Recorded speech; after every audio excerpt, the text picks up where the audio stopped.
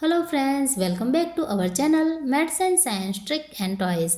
આજના વિડીયોમાં આપણે જોઈશું ધોરણ 6 પ્રકરણ 5 શરીરનું હલનચલન, જેનો આજનો મુદ્દો છે ખોપરી.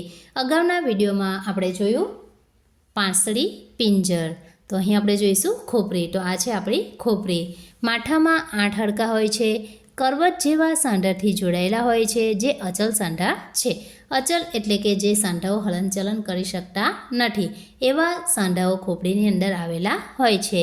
ચહેરાના હાડકામાં આંખ, નાક અને કાન માટે પોલાણો હોય છે, જે માટે રક્ષાયેલા હોય છે. તો અહીં આંખ માટે, કાન માટે અને નાક માટે પોલાણ હોય છે.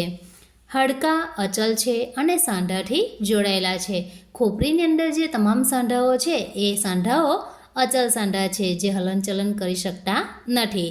ફક્ત નીચેલા જડબાનું હાડકું હલનચલન કરે છે. તો આ જે છે એ નીચલું જડબું છે, જેનું એક જ હાડકું એવું છે જે હલનચલન કરી શકે છે, એટલે કે એક જ સાંધો ચલ સાંધો છે.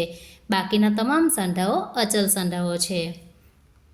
ત્યારબાદ છે માથામાં 8 હાડકાં અને ચહેરામાં 14 હાડકાં આવેલા હોય છે. તો અહીં માથાનો ભાગ છે ઉપરનો, જેમાં કુલ 8 હાડકાઓ છે અને આ ચહેરાના ભાગમાં 14 હાડકાં, એમ મળીને કુલ 22 હાડકાં ખોપરીની અંદર આવેલા હોય છે. ખોપરીનું કાર્ય મગજનું રક્ષણ કરે છે. તો આપણું જે મગજ છે એ ખોપરીના અંદરના ભાગમાં આવેલું હોય છે, તો મગજનું રક્ષણ કરવાનું કાર્ય ખોપરી કરે છે.